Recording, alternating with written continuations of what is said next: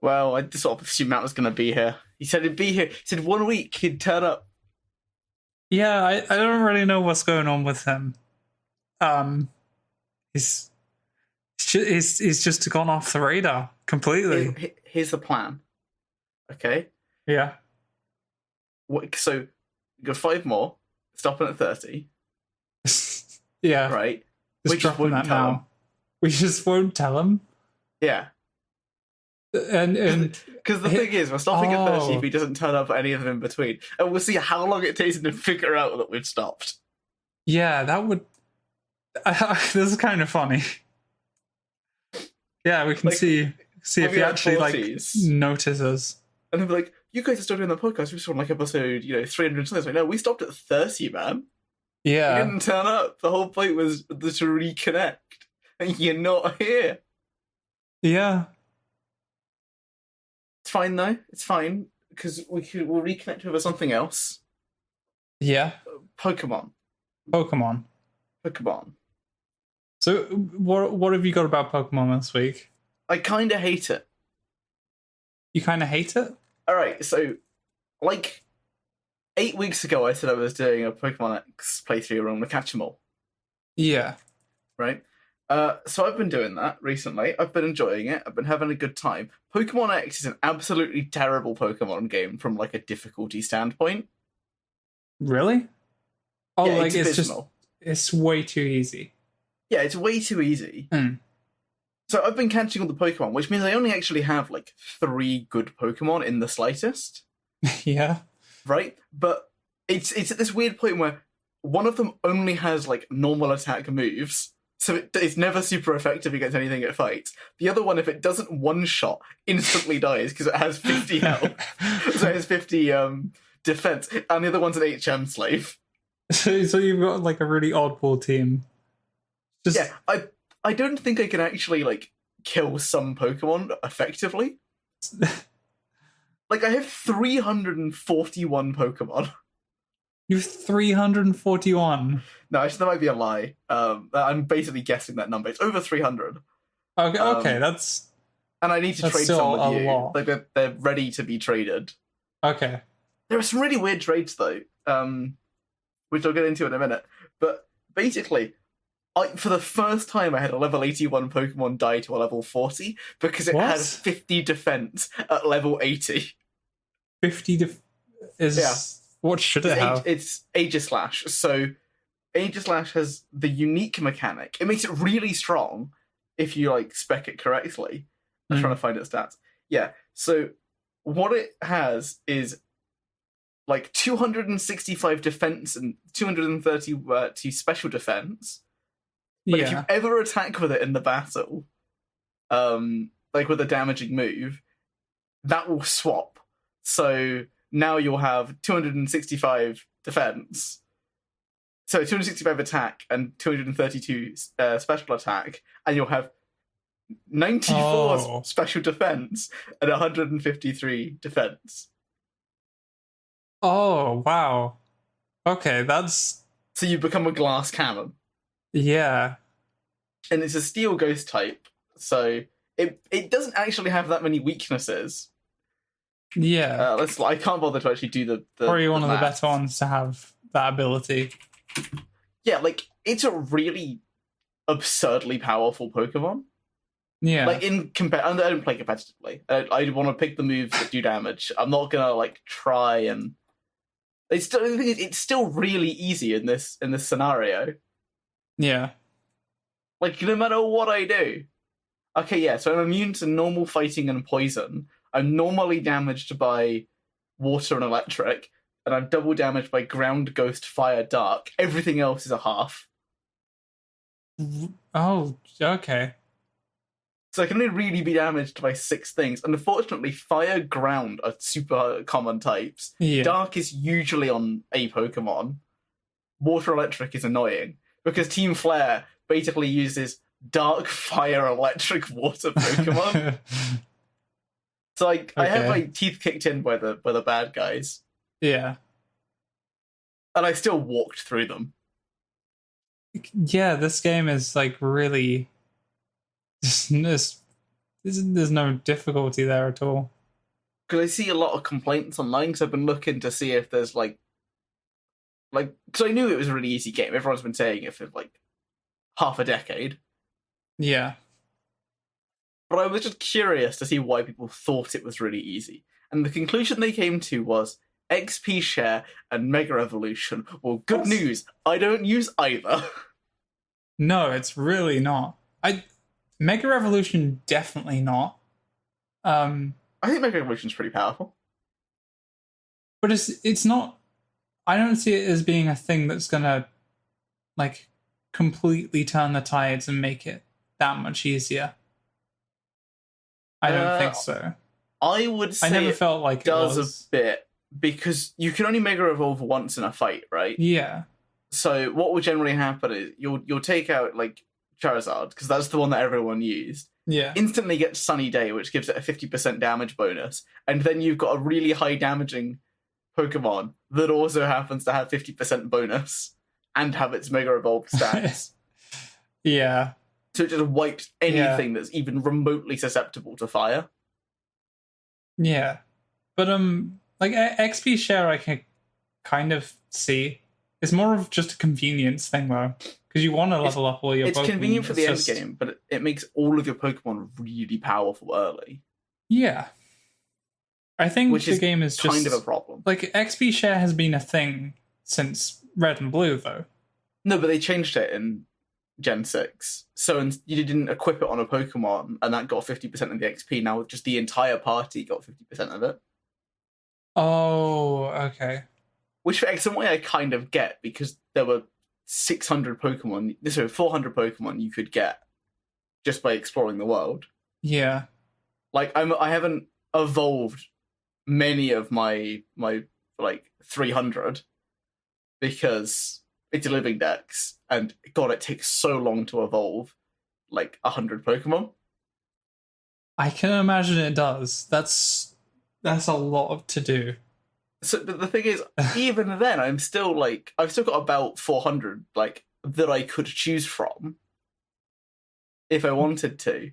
So it's super convenient to have like everything level up at the same time, because doing this manually in like Red and Blue would suck. Yeah. And you've got better XP options and blah, blah, blah, blah, blah. And you move on through it that way. Well, I'm not using it. Yeah. I am for the leveling, but like I have 3 Pokemon that I use. Yeah, it's not really impacting as much. The first time ever I've used the Oddish line. The what? Oddish. You got Oddish Gloom, and then either Vileplume or Blossom. I've never used them before, really. No? Well, I used them in sort of Omega Ruby Alpha Sapphire just to be like, I need to get Horde encounters, and these guys do it easily. And they spawn pretty early. Yeah. But now I've got one at like 56. I was like, okay. I mean, yeah, when you have that. Never gets used, though. It's trash. Yeah. I don't see a need to like try and get good moves on them. No? No, it's just sort of, you know, when a game is way too easy and like you know that if you start actually trying, there is no difficulty. Yeah. Like, I could look up all of the weaknesses of all the Pokemon that I fight, but it's like, I'm just gonna guess. Like, I'm pretty sure I know a lot of them, but, you know, if I don't, I'll take the hit, because it would be really unfair for me to be like, oh yeah, I can one-shot everything. Yeah, that's kind of how I felt with it. Is just, you never really need to, like, sure, if you start thinking about the like the types of Pokemon that you're facing and what they're weak against, you're gonna just start like one-shotting everything. Just like despite what level you're at. Really. Yeah, you don't need to try. I did just look up online, like, the type coverage of my Aegislash. It has no not very effectives. So if I looked it up, I would actually one-shot every Pokemon. That's insane. It's super effective against 2/3 of them. It's against 2/3. 680 super effective, 348 normal effective. Oh my god. So I guess, yeah, I could be playing better. Yeah. God, it's just not interesting. Like, this is what I've been feeling. So I've been going through, and like the rival sucks. Oh, like it's not just because I'm over leveled. It's in such a way that's like I used a not very effective move against the rival, which is basically a death sentence for the Pokemon because of its incredibly low defense. Yeah. And she was like, "Oh no, don't worry. I'm gonna use Fake Out, or I'm gonna use like some not very effective move against you." So it didn't even kill me. Like I'd like good AI. Oh, that's kind of, yeah. And then when you beat her, she's like, "Oh, but how could you win? This is so unbelievable. Yeah. You're such a strong trainer." They're always like that, but it's kind of weird if it feels like they're not even trying.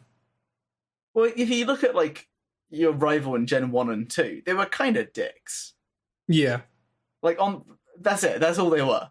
Yeah. And I kind of appreciated that because it's like, okay, I want to beat you. Yeah. Because you suck.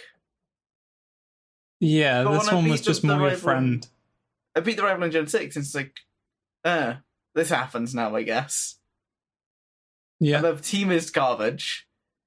They're always under-leveled. And you're because you're about to fight the gym as they appear. They always run up to you just before the gym and go, "Let's battle." And it's like, okay, but I've just brought my good team. Yeah. Like, you're going to get demolished. And then what happens? They get demolished because they don't have a well-rounded team, really. Yeah. And that's what I think of Pokemon. I mean, broadly speaking, Pokemon X is trash. It's, yeah, the leveling is, or the difficulty at least is really broken, but I do still like it. I like it, but I like the world. It's probably one of my favorite worlds from Pokemon. Man, I'm wishing right now that I could just be sent into the Pokemon world. I'll be real. Yeah. Can I be as broken in the Pokemon world as I am in the games? Like, I would appreciate that. Thank you. you just you become flippin' Pokemon champion in like a week. Yeah, that would actually be pretty good. It would be pretty doable as well. I mean, people become the Pokemon champion in like 4 hours in Red and Blue. Like, not even really speedrunning it, just sort of like picking up a decent Pokemon and going. Yeah. Is it really if you start the game with Ghastly, you beat the game in 4 hours and you basically don't get damaged. Like, if you do the minimum battles, you can beat it in 4 hours. Wow. See, I remember Pokemon Blue I guess I was like flipping 7 years old. But, yeah, I really struggled like playing Pokemon Fire Red. I was like, I got to Gary and I was like, what is it? I feel like I'm a dumbass. How do I get through him? So I just leveled up my Charmander more. Yeah. Which obviously the solution would have been don't use Charmander. He like hard counters it. Which one's Gary? Oh, Gary's the Gen 1 like remake one, I think. I think he's still called Blue, but you can name him, and I think I called him Gary because he's the one in the anime. So I just assume he's called Gary. Okay, because everyone hates Gary. I never paid attention to the. I probably watched like a few episodes of the show, but never really paid attention to it. Man, I wish the show was better. Yeah. I want an adult version of Pokemon. Do you want Pokemon Knife Edition? Well, kind of. Not in that way, though. So, have you ever seen... Gun. Have you seen Pokemon Generations? No. Pokemon Generations is, like, the best goddamn Pokemon I've ever seen. Yeah? Yeah, hang on. I'll send you a link to the playlist. Okay. I really like it, because it's just sort of like... How about this? they actually do things that are like, oh wow, this is how Pokemon is. Yeah. Yeah, you can watch the trailer. It's only like a minute long. You'll love it. Okay, let's see. Actually, does look pretty decent. Like the fights, they seem to have actual, proper animation for their moves. I mean, they do that in the anime as well. I seem to remember them being quite like uninteresting though. Maybe. Yeah, I mean they broadly are because it's basically just, hey, look, Pikachu, do a thing for me. Yeah. And like Pikachu's always garbage until Pikachu needs to be overpowered. Yeah. And then he can do anything. And then he can do anything. Yeah. So I really like the episode The Challenger because it's just a Blue beating the Elite Four. Yeah. That's it. That's all it is. That's and all then the Red walks in. Sorry? And then Red walks in. You'll never guess what happens after that. Does he defeat him? Well, they don't show it, but you just have to assume that Red, the greatest trainer of all time, would beat Blue, as canonically happened. Yeah. I guess. Like the thing that I like about it is there's one episode. I'm gonna see if I can like find it while looking through. Okay, the episode 11, The New World, is pretty good. Like it's just proper Pokemon. The same thing with. I'm gonna stop because they're all really good. I have seen them all. I went through like a big binge watch of them like earlier in the year. Yeah. Because they're only 5-minute episodes. Oh wait, are they really that short? Yeah. I thought those were just clips. No, it's not very long. Hence why I want a proper anime of it. Oh, okay, yeah. Yeah, that seems like that'll be alright. It's a bit more serious, I guess, seeming. I'm just sick of Ash, I'll be honest. He's just so uninteresting. Yeah. Because he's been the protagonist for what, like since 96? Yeah, since the start, I guess. That's approaching like 30 years of being the protagonist. I mean, it's like 24, but like... Yeah, it's a long time. It's a long time. I want someone new. He can't be a kid forever. Because there's a manga of Pokemon. And like they change protagonists every generation. That feels like the best thing to do. And there's 2 protagonists. They're called X and Y in X and Y, obviously. That's stupid. I think they have actual names, but that's actually just all they... Yeah. Like Red and Blue is stupid as well, but they're at least they're a bit closer to being names. Or is it X in Adventures is called... It's just called X. I thought he actually had a name. He really doesn't. Oh my god.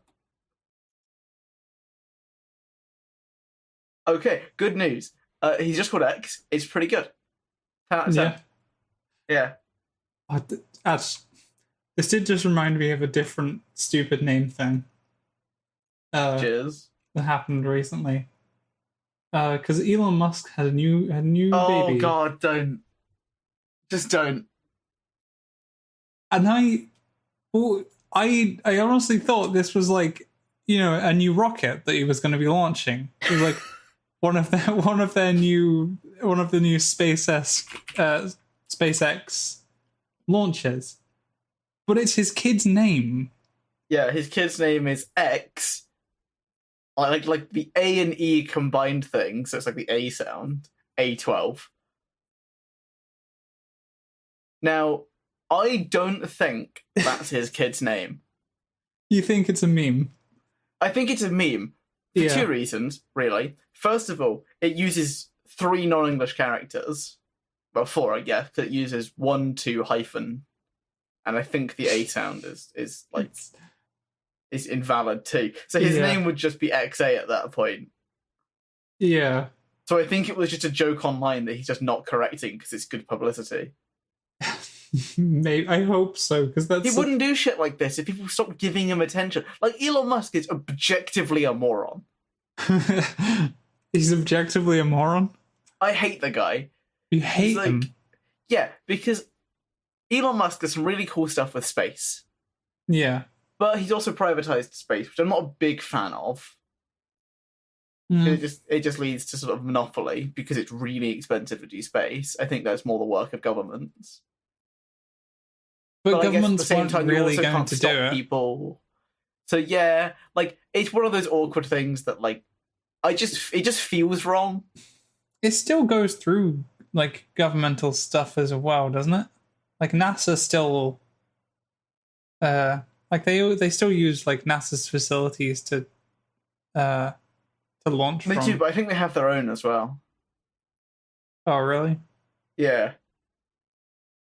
I guess it's the type of thing where there's so little, like, there's so few organizations actually participating, where it's like, how are you governing that? Like, is there even any reason to?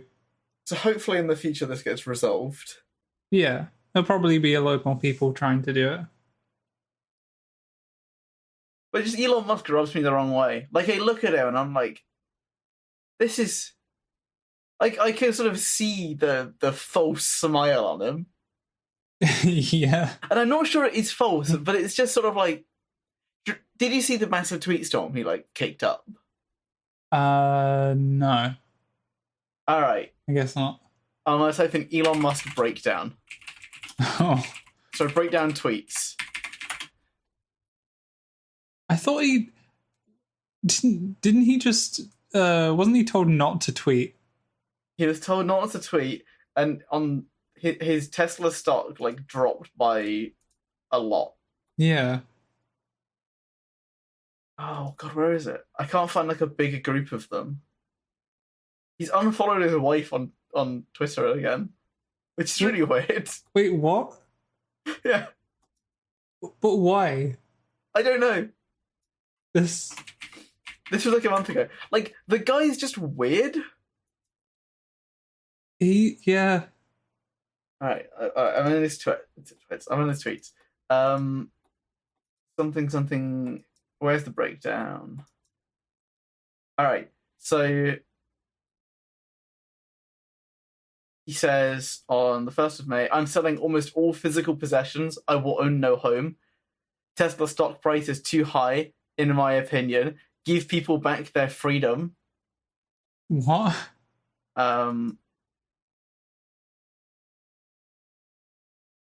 Rage against the dying light of consciousness. What? Is he going insane? Yep, maybe. And then after he did this really weird tweet storm. Yeah. Oh, God, no, because he's replied to these as well, hasn't he? So I actually need to be looking at each of these threads because they get weirder. Where is it? This sounds very weird. It is.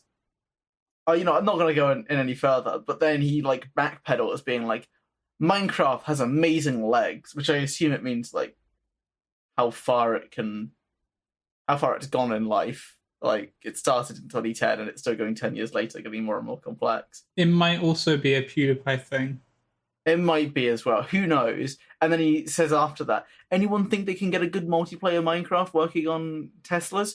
Or maybe create a game that interacts virtually with reality, like Pokemon Go, while driving safely? Like a complex version of Pac-Man on Mario Kart? And it's like, dude. All right, listen, sit down. You need to like, no. You need, like, a break from reality here. He has a good idea. You see, shut up, Josh. You see, you like, all of your Tesla cars link up, and then you have to play Tetris with your Tesla cars while on the road. You have to line all your cars up. Like, he basically did a bunch of dangerous stuff. Yeah. And was like, we need to open the economy so I can make more money, while his staff is being, like, underpaid or something. Like, he's pretty dodgy. And then, like, well, I need to get the public favor back again. something Minecraft multiplayer. Minecraft are good, am I right? 100, Keanu Wholesome Big Chungus 100. Got to get Reddit on my side. Yeah. I guess it does seem a bit like that. I think some of that is genuine. I don't think he's like just trying to like manipulate that audience.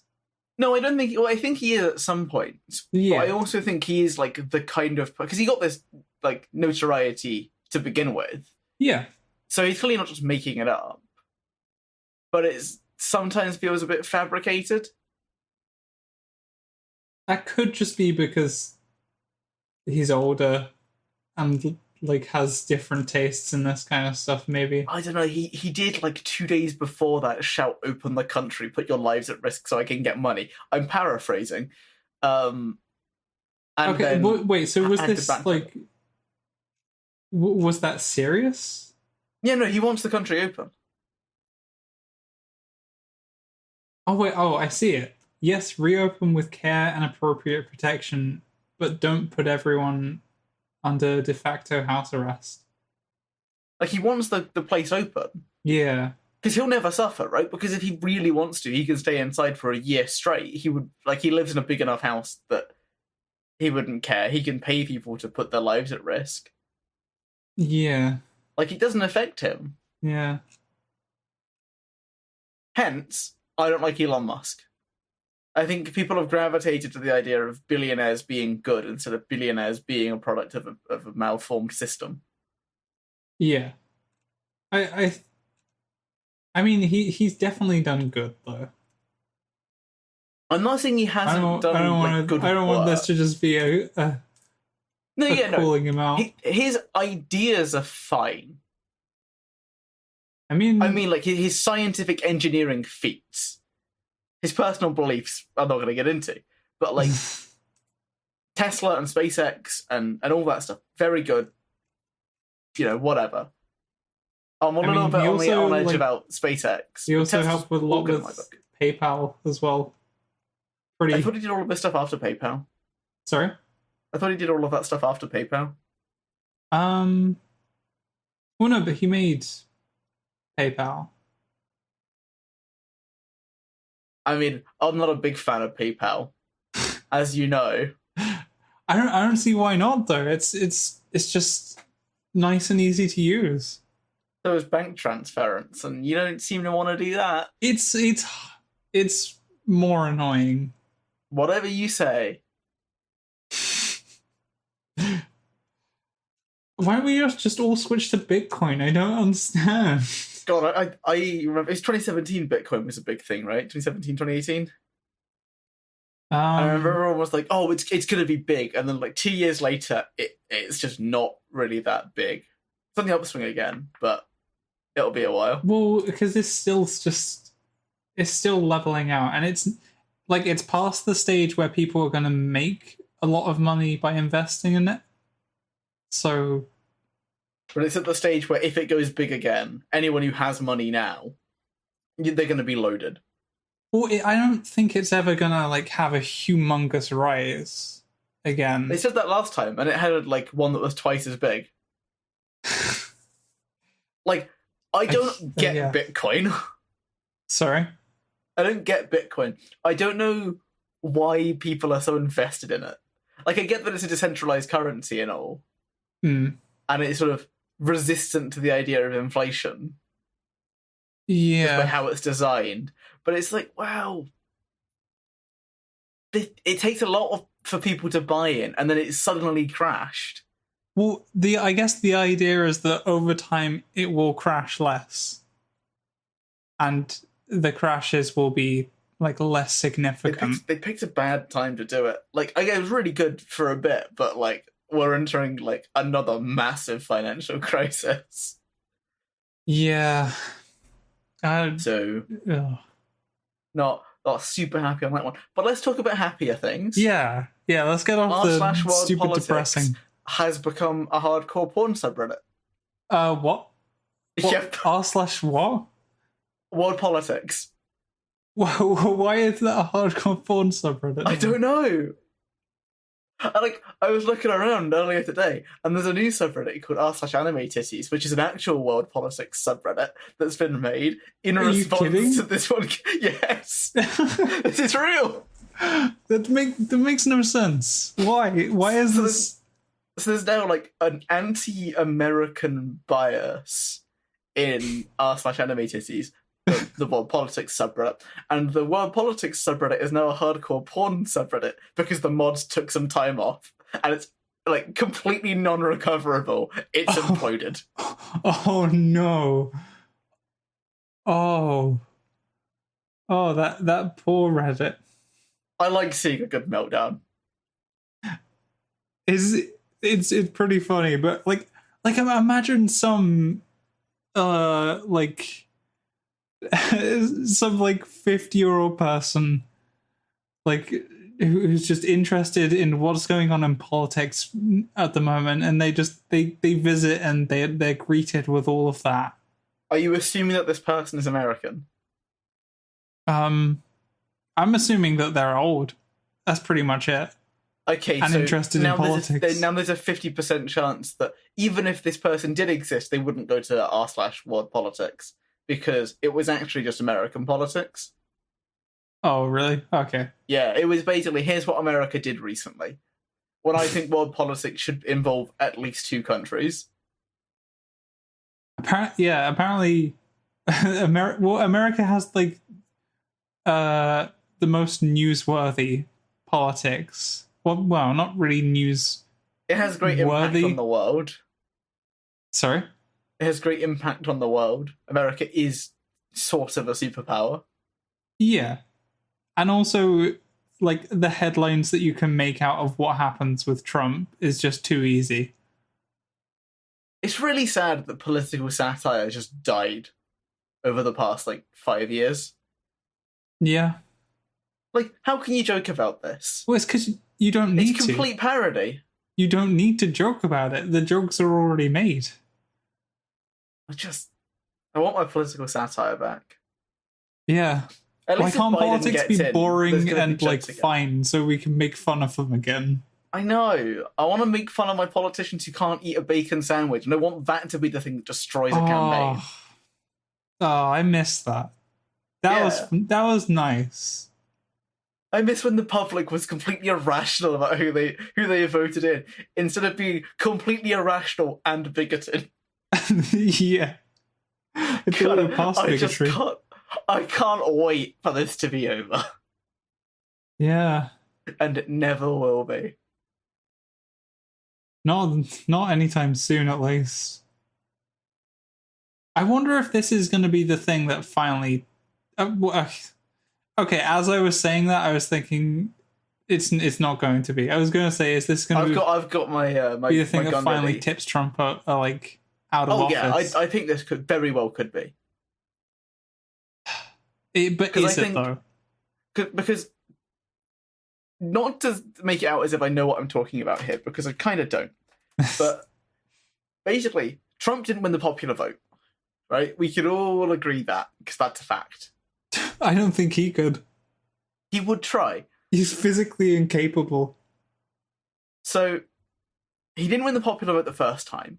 Yeah. And now people have seen how he's responded to coronavirus, and that does affect working class families more than it affects wealthy people. Yeah. So potentially we could be seeing a bunch of people who are forced back into work because Trump opens the economy whenever he does. I think it's already happening. Yeah. And everyone starts getting sick, and there's this massive boom in coronavirus cases. Hospitals can't deal with it, so we end up with this sort of, I say we, but they end up with this whole sort of medical collapse that hopefully would start a reform, but I doubt it.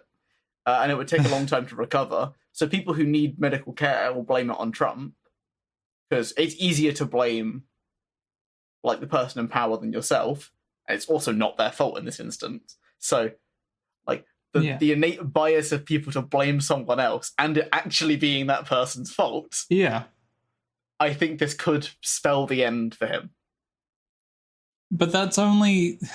I think if if places remain closed, like for long enough to the point where like when everything reopens, it's not going to cause a humongous second wave that like actually causes things to be closed because of the amount of people getting sick. I think if everything does stay closed and Trump doesn't get his way with everything being open at the moment, people will remain on his side. Trump's such an anomaly in politics in a way. Yeah. Like in recent politics, because like politics inherently are tribalistic. Yeah. So yeah. You kind of, so it may not surprise people, and especially not you, to know I'm a bit of a lefty. I'm a little bit lefty. So I'm not a fan of sort of Johnson in the slightest. Yeah. I think he's broadly mishandled the coronavirus. It took him too long to respond to it. The lockdown was too slow. He's easing up a bit too early. He didn't get enough testing done. There are so many things that you can point out here. Frankly, I could be here all day. I think it's okay. A damn sight better than the US. I don't disagree with our that, response. But I mean, still think we could have been faster. We could have been faster, but like you got to admit the amount of preparation that got done and the abundance of beds as well. Like shortly after all of this started is like pretty impressive. Like the entire Excel center was empty because they never needed it. And I appreciate that was there. Yeah. But at the same time, like, Italy had locked down and had been locked down for 2 weeks before we even considered it. And I feel like once Italy locked down and had been locked down for like 2 weeks, that should have been like, we're gonna do the same on precaution. Yeah. Yeah. Like, places I was still going to London at that point. But you should be social distancing like significantly before now. Like, you should be like, the shops will stay open, the panic will continue, because remember, this is a time when there was no toilet paper. Yeah. And we'll manage it. Like, anything that can be done from home should be done from home. Yeah. And that may have helped if they'd put that out. Obviously, immediate lockdown would have been better, because we knew where this was going, but at the time, we didn't quite have that information. No. Like, it was a good chance it was going this way. But... It's always easier in hindsight, though. Yeah, it's the really big downside of being well prepared for a pandemic. Nothing happens. Yeah. Yeah. And obviously the people go, what was the point? Nothing happened. Well, nothing happened because of this thing, but you can't see that because... Yeah. You can't see the full thing. You're a guy living in your house at your job. Yeah. And you're not like an important government figure. And so people say, I think schools are going to open soon. I was like, why do you think schools are going to open soon? What world do you live in that opening schools would be a good idea right now? No. The exam season has essentially passed. Yeah. So you'd have to, like, change when you did exams. But also, like, schools are the worst. Well, they just didn't do exams this year. Or, like, at least for GCSE, because my cousin was meant to be doing her GCSEs, but instead they just did prediction for everyone. Oh, I thought they were just going to have to make them sit later. Maybe. I mean, that's what she was telling me. She's like... And we'll find out. They've just taken predicted grades, and that's it. God, that would have benefited someone like me. Yeah. Yeah, except in maths, actually. Really? I was only predicted an A in maths. I got an A star. I was only predicted an A. Oh yeah, that would have been really bad if you'd got an A rather than A star. Listen, I pride myself on the fact that I was okay at maths. That's not okay though. Past tense. That's Past like tense. What do you mean you were okay? Well, from where I'm sitting now, I'm kind of an incompetent jackass. You... I'm good at A-level maths and GCSE maths, but uni maths I'm terrible at. Yeah. Yeah. I mean, that's not bad at maths, though. Terrible at maths. A child could do better than me. In their relative area of study. Terence Tao at 16 was already about my level. Okay, but you're comparing Probably yourself better. to, like, the 1 in a million person. Yeah, he was a very smart guy. I say was. He's still alive. He's very much not dead. He's like 53. He's just completely flipping brain dead now. 44, not 53. A decade's quite a lot. It is. It's a good thing it's only 9 years. Exactly. But yeah, I think the schools won't open until, like, January. Yeah. I think it would, because there's no point really, right? Because there's going to be a second wave. Everyone knows there's going to be a second wave. Yeah. It's just, like, to what extent is it going to be? Is it going to be a second wave in, like, on the scale of, like, flu season? That would be nice. That wouldn't be so bad. Because by the time we get to, like, winter, hopefully we have a vaccine, and then... Yeah, if we get a vaccine, we'll be set, right? But I heard something that I can't remember the exact details. This is the theme of the podcast. It always has been. A bunch of stuff that we don't know anything about, we're kind of guessing. Yeah. Which is, it's actually, the second wave could be worse than the first wave. Because of the way the second wave would be timed, it would arrive during because it would arrive in Africa during a time where they're already struggling. Oh, really? Right, well, because it's hot, they need more water. Water's harder to get. Oh. There's sort of malaria. There's all these things. Yeah. So it could just completely devastate Africa, which would be very bad, and that could in turn affect us because it would still basically it would hit Africa. It would go through Africa and then come back up and hit us again. Like, we're a little island. Like, if we stopped any naval travel, we'd probably be okay for a bit. Yeah. Yeah, that's something I haven't really heard much about at all, actually, is how how the much worse off countries are doing with this. I've heard a lot of third world countries, not third world, but a lot of developing countries have just shut things down.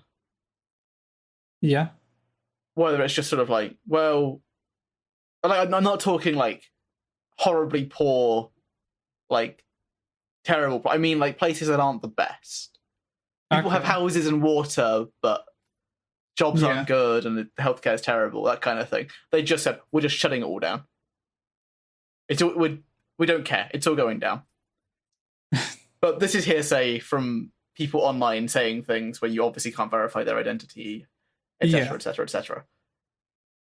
Yeah, I honestly, I would have thought those countries would be most likely to try and just push through. Well, I think is the kind of thing where if they try and push through and they fail, they basically buckle. Yeah. Because they're built on manual labor a lot. Yeah. And they don't have great they don't have great healthcare, so people are less likely to survive through it, and it's a good time to be alive, Josh. I think. How does it feel to live through history? Now that I think I've asked this before, but now that we're a few more weeks in, it was normal, right? Yeah. Yeah, pretty much. I've gone vegan. I don't like it. You've gone vegetarian. It's all good. I've gone vegetarian. Yeah. Oh. It was easier to get, like, not easier, but like the meat industry I think is going to struggle soon. So I think we're all going to be eating a lot more plants. Probably. It's fine though. It's fine. Yeah, it's fine. They're almost as good as like a delicious burger or a pizza. I want to fight you on that, I think, but I don't quite know. Because we're having a barbecue later, right? For dinner. Yeah. Us too. I've been bought some vegan sausages. Oh, no. Because I said I want to try them. Okay. Well, if you said you want to try them, that's that's your own fault. I'm not complaining. And I have a suspicion they're going to taste fine. Oh, I hope so. Like, I wish we had, like, more of the, like the Impossible Burger stuff over here. What the hell is the Impossible Burger? It's like... I think it might actually just be lab-grown meat. Oh, okay. Yeah, if we can get some lab-grown meat, I'm down. Yeah. Like, I think that would be fantastic. But I've also heard that it could be terrible for the environment. Oh, really? Because it takes the amount of energy to grow it. Oh. I guess. So we would need to, like, it's fine provided that we start using solar and wind and whatnot. Yeah. I mean, yeah, if I would be happy to move to like vegan burgers and sausages if the taste and texture can get like kind of close, I'd be fine. Well, I've heard from many sources that if you cook it differently, it can taste as good. I don't know. Listen, I'm working on a conversion, kinda. Not really. Yeah. I thought I'd try some stuff. I wonder how different that is nutritionally as well. Like, is it better for you? The same. I think you lose weight because there's less like. I don't know, because basically H-Bomber Guy did a video on eating soy instead of meat. So he basically ate the same, but he swapped out his meat for soy. Yeah, he lost like 15 pounds. But it didn't feel any healthier, if that makes sense. It didn't. So he just lost weight. That was it. That was the benefit. I mean, is it often like easy to tell if it's healthier though? No, I think it's basically a meat substitute, but it basically changes your diet. Okay. Because you aren't getting some nutrients you would otherwise be getting. I mean, that's just how it works. You swap out one food for another, there are different nutrients in it, so you have to sort of supplement somewhere. Yeah. People always say, oh, vegans don't get any iron. It's like, just eat like peas or something. Peas have loads of iron. Yeah. I mean, yeah, I'll be interested to hear your opinions on them once you've eaten them. I'll text you when I eat them. And I'll tell you, because actually, it's really inconvenient because we had a toad in the hole in the fridge, so I ate it. So I'm going to be comparing real sausages to vegan sausages meal to meal, which is not quite what I want. I don't really like eating the same food twice in a day. You don't want to have like 15 pizzas in one day? No, I don't. That's the life. I don't want to have. I just want to move on with my life. That's fair. But let's stop talking about 1, food, 2, Corona, 3, politics. Yeah. So anyway, I want to talk to you today about my Corona-based political rally in which people will be selling vegan sausages. Okay, that's... I mean, that kind of crosses all 3 lines. Okay, you get the choice. This or Borderlands 3? I think I'd rather Borderlands 3. Okay. Because I can't remember if we talked about this last time, but I bought the DLC. You did. You'd just beaten Handsome Jackpot. Okay. Yeah, so... Yeah. Handsome Jackpot, good. I'd give it like a 7 out of 10. Yeah. I enjoyed it. And now I have beaten Guns, Love and Tentacles, which... Are you on board with me that Gage is the best character of that DLC? Sorry? Are you on board with the fact that Gage is the best character in that DLC? Yeah. Yeah, okay. Gage is the best part.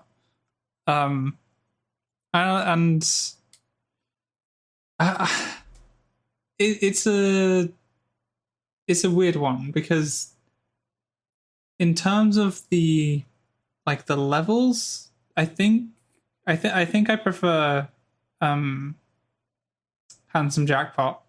I wouldn't disagree with that. I think Handsome Jackpot has better level design. Yeah, it's more interesting to look at as well. I think the story's way better in Guns, Love, and Tentacles, though. Yeah. Yeah, I think that's true. Well, okay. There was one thing from Handsome Jackpot that I really liked. I actually kind of wish that like this was more common in like storytelling in games, because I think it works quite well. And that's when they did like they were talking about how they were going to do the heist. Or I mentioned this to you when we were talking about it the first time. Yeah. And I said, it's my favourite quest transition. It's so good. It's so seamless. I didn't really figure out that it was happening at first. No. Like, it took, the first one I was like, what? I'm a bit confused, but, I'm going with it. Yeah. And then I figured it out on the second one. It was the perfect heist, montage. It's so good. And I wonder if that's something that could work with with a more, more traditional story. Like, not where they're, narrating it. Because I feel like those transitions are really good for games. I think, the fact that there was no, loading screens or, anything was the best, because it was completely seamless. I mean, they could load it in during the cutscenes. It's true, but I think it has to be narrated, because otherwise it's very jarring to just be teleported. Yeah. Yeah, maybe. There's a reason all teleports come with an animation. Or even though in reality you wouldn't really need one. No. It's because it's incredibly weird, losing your relative position. Yeah. But I think, slicing it in with... So I mean, what you're basically doing is you're replacing the travel to this place, quest objective with just a cutscene. Which I think for Borderlands, actually, that works quite nicely. Talk to Lilith. Yeah. I want to just be plonked down in a level, and I just want to go through it. And then I want to move on to the next level. And I just then right at the end of that, I just want to be able to go wherever the hell I want. Yeah, I think downtime in games like Borderlands is a really bad thing. Yeah. Because downtime's incredibly important in certain games. I think Fallout 3 and, to a lesser degree, Fallout 4 would really suffer without downtime. Yeah. Of just walking to places, or sort of you've just finished a quest, you're now in town, go and do a bunch of towny things. Yeah. Because it fits the atmosphere. But Borderlands, you just have to keep moving. Yeah. Time spent in menus is time, I would call that dead time. Yeah. It's true. Objectively negative, at best neutral. Especially with the menus that they decided on with Borderlands. You mean the ones that don't really work properly with a mouse? Yeah. Yeah. It's not even that, but I was finding this really frustrating today, because I was trying to move a bunch of weapons, move around a bunch of weapons between my backpack, the bank, and selling them. And what's really annoying is that in the sell menu, it only shows 6 weapons at a time, but you have a backpack of up to 50. Which is, it's so, Wait, I think you up the backpack size. You can get up to 50 now. I haven't bought. I thought it was 40. Damn, I wish I. That's really good. I think it's 50. Maybe it is 40. And obviously the change they made since we last talked about this is they upped the bank size again. Yeah. If they keep doing this, they just need to take my suggestion. Yeah. Just make the stupid gun wall. Yeah. That would be so much nicer. It'd be so much nicer. Maybe have a system where you can hone in on a specific anointment that you want as well, because farming a gun to get a specific anointment is really, really annoying. Well, that's what the idea behind the gun war was. The more guns you put into it, the more flexibility you get. So at first you get to pick like the specific gun type, I guess. So you put the gun in, you get the gun. Yeah. You put 10 of the gun in, you get like you can pick whether it has double penetrating or whatever.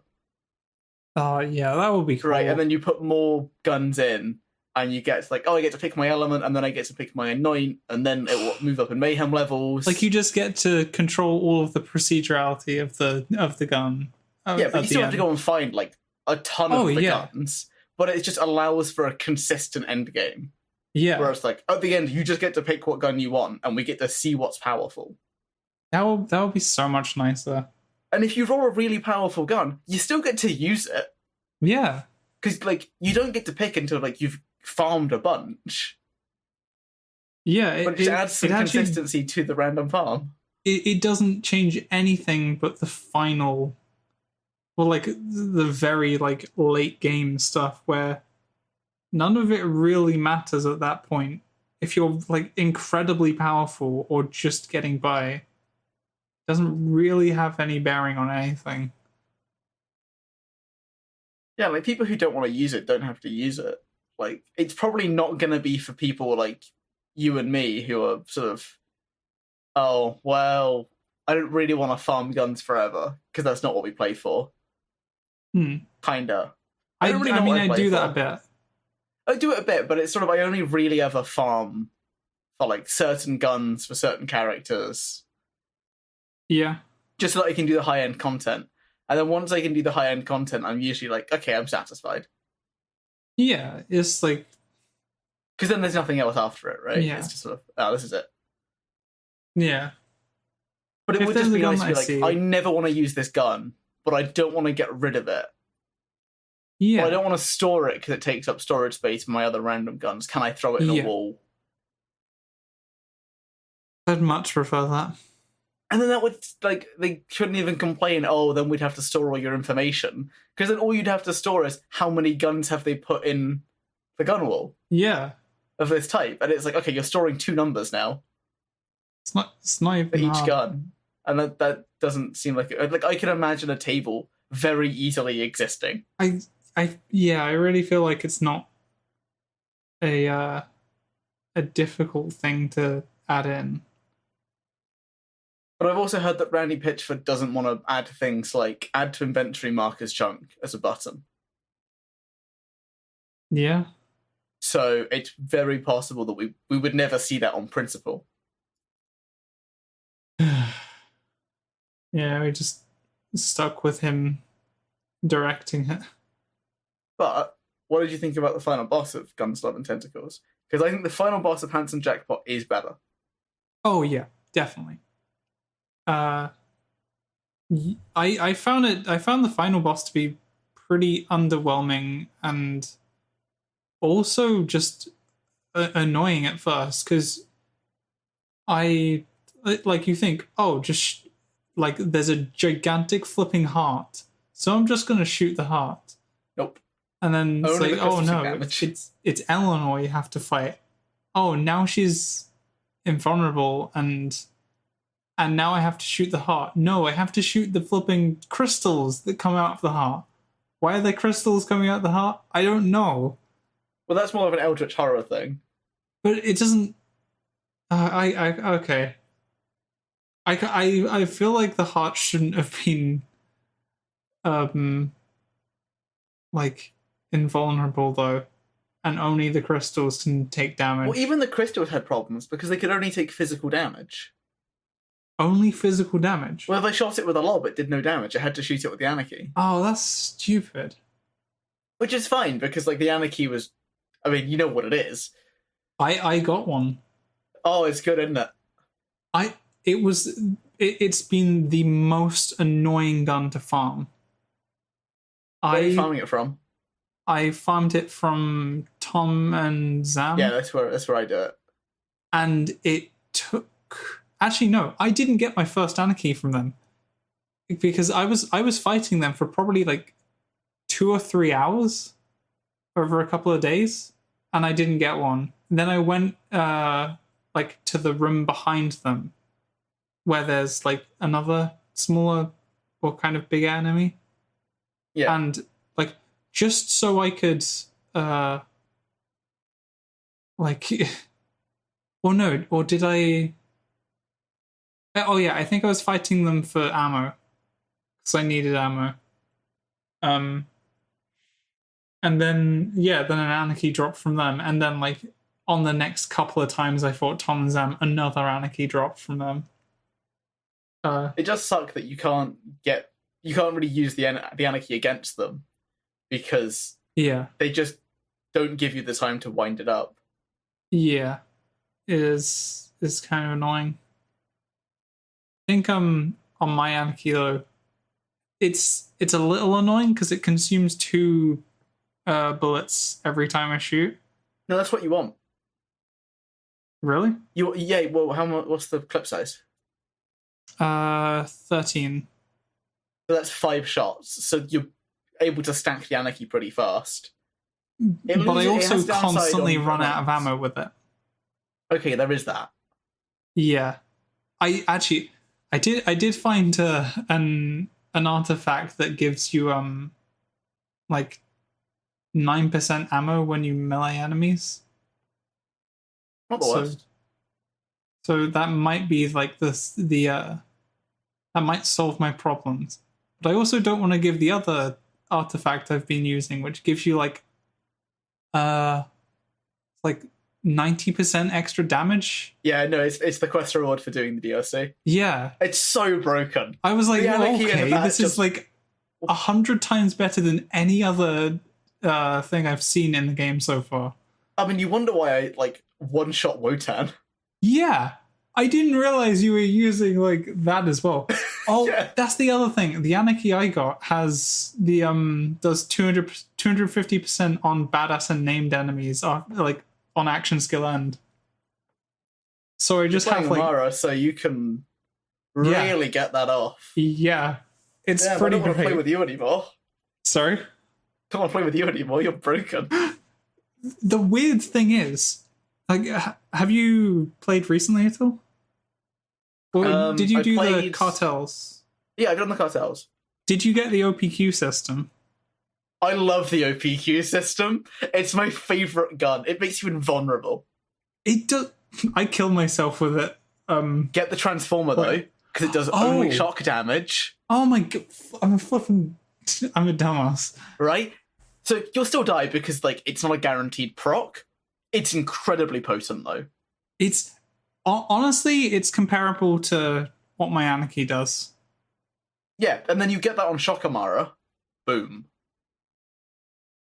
Oh, it's those 2 guns are like the only thing I use, and it's annoying because I always run out of ammo on them. Some groups are just like absurd. Yeah, but I've actually found that my my OPQ system is better than my anarchy. It's so Why is it so powerful? It's the benefit is, first of all, the range of it. It completely outclasses the anarchy in range and accuracy. Yeah. It heals you if you're close enough to the enemy if you're using a transformer, which is, whatever. Yeah. It does physical damage, then adds shock damage. Yeah. So it still hits hard against things that are shock resistant. It's also like it's an Atlas gun. It's what? So it's an Atlas gun, so you can fire a second one out and you can have 2 of them. Oh yeah. It's not even just like, it just tracks the enemy. No, you get a second one that fires when you fire.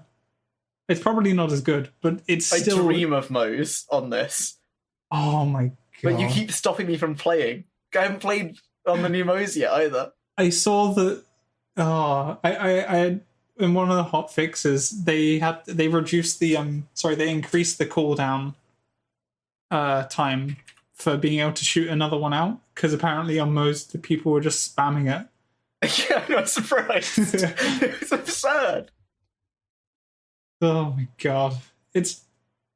like, I think the Revenge of the Cartels is a really good... So, conceptually, it's really good. Yeah. I'm not the biggest fan of it in some places. I think Joey Ultraviolet is really boring.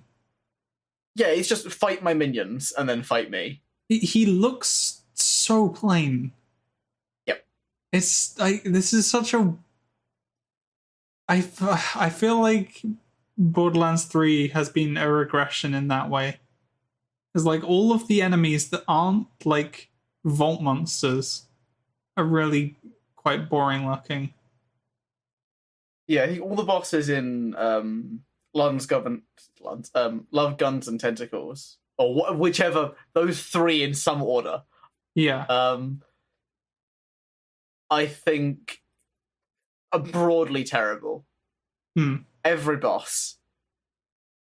Yeah. Zam and Tom, I think, are pretty okay. That's fine. It was. They have an interesting, like, if you kill one, it weakens the other one. Yeah. But you have to basically focus fire one of them and let the other one attack you if you want to like maximize your chance of surviving. The best way I found was just like shoot one a bit, get his health down, shoot the other one, get him a bit. Just like work them both down to like almost being dead, so that you can just kill them both in like a short period of time. I just lobbed straight through them. I don't understand. Why is your lob still so powerful? Mine, I got another one and it's terrible. It's even worse than the one I had before. Well, I'm playing Flak, remember? Sorry? I'm playing Flak, so they guaranteed crit. Oh. And the crit stacks up to like 300%. Oh, okay. And if they stand in a line, that makes more sense. They melt. And also because the Anarchy doesn't have a good wind-up. Otherwise, I would be using the OVQ system, because holy... It's so good! It doesn't have any right to be as good as it is, especially for an event weapon. Yeah. I like, the people who don't get this gun are going to be real sad. I've been like redoing cartels a bit just to try and get another one that's better, because the anointment I got was when your action skill is active. So it's completely useless for me. Yes. It's very annoying. Hey, I'm going to check what mine is, because it doesn't take that long to open the game. I really want to get a bonus, like 250% on badass and named enemies. Or just something on action skill end would be nice. Or plus 100% cryo on Zane. Oh. Something like that. Okay. I think I have one. I've just occurred to me, because I've had like multiple, because I've done it through a couple of times. I can't find all the toilets. 3. Huh? I can't find all the toilets. Wait, is there an achievement for that? Yeah, you have to use all the toilets. Oh. I only know where one is. And it's in the top room. It's like in the master bedroom. Oh, okay. Also, I've removed the film that starts the really loud, obnoxious. Like, I've turned that off. Which one? You know, it's like the logos that make it really loud, the Gearbox logo. Oh, when you boot up a game. Yeah. Yeah, I deleted them too after you suggested, because I just want to save some time and don't want to be. It doesn't save time. Does it not actually save any time? No, it's hiding a load screen. Yeah, but it's good. Like, if it can load faster though, and there are no movies to play, wouldn't it just maybe go past? Because if there are movies playing, it has to wait for the movies to end. That is true. I'm trying to like work this now. God, I don't know why, but Borderlands 3 is taking like a year to load. But all things considered, I like the cartel event. I wish there was more events. Yeah, and I have one big problem with the cartel event as well, and it's that you have to redo the entire thing if you want to fight Joey Ultraviolet again. That's my big problem with it. It's so dumb. Why do you have to? Because that means you have to go somewhere else and fight a bunch of regular enemies to be able to like get the decoding rings. Scrap Trap, it's pretty okay.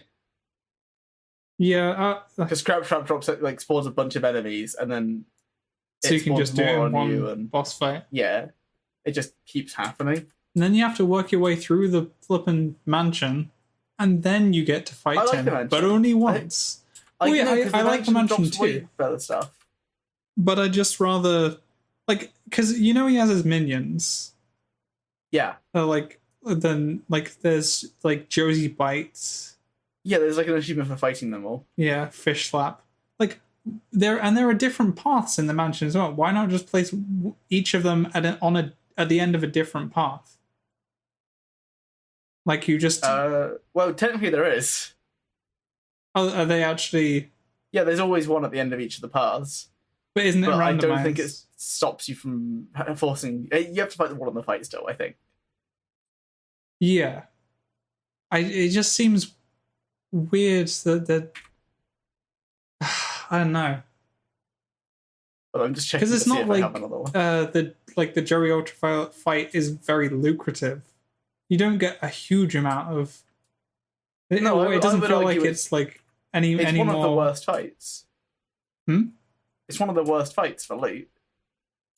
It takes a while, and also flipping every time I fight that, it seems, the turret that spawns up around the boss arena.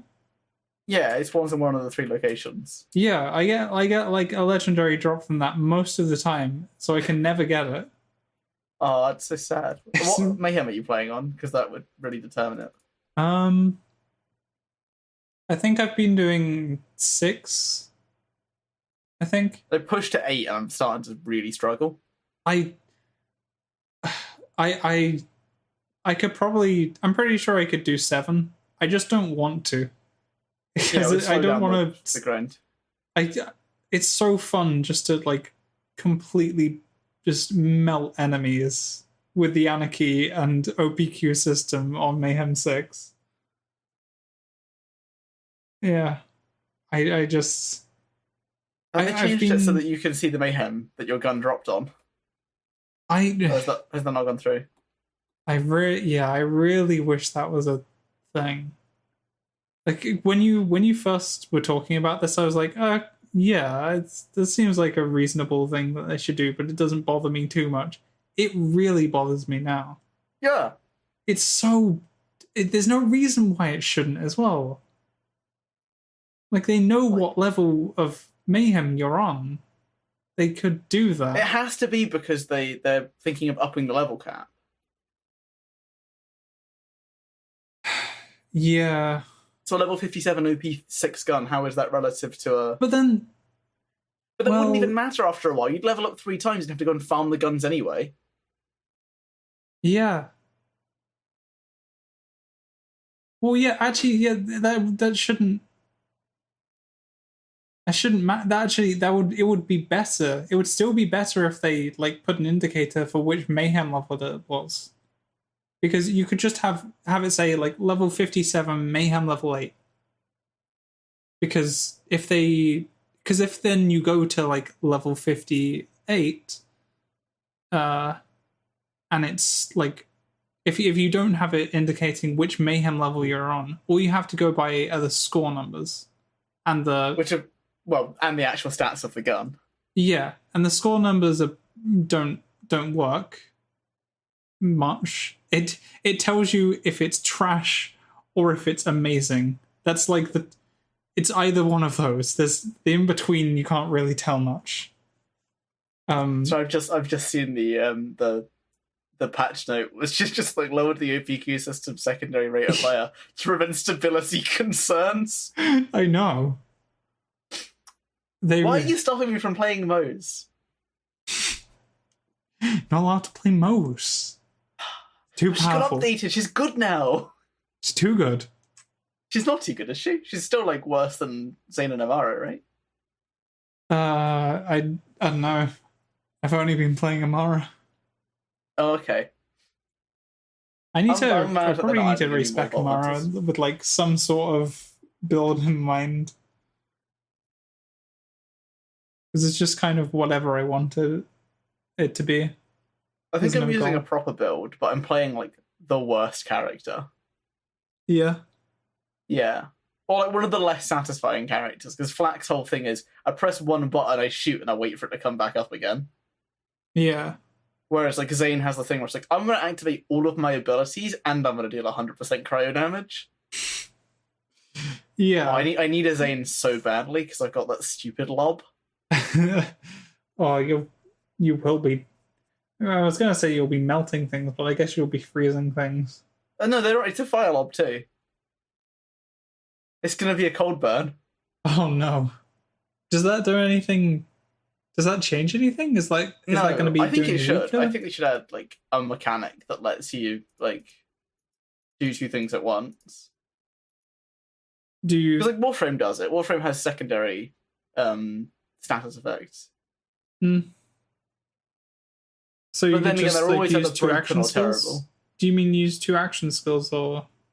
No. So you've got like two elements. Oh, okay. You got fire and like so in Warframe, if you put incendiary and cold on a gun, it makes blast. Oh, that would be cool. Right, and if you put like corrosive and I think that shock, it puts radiation on it.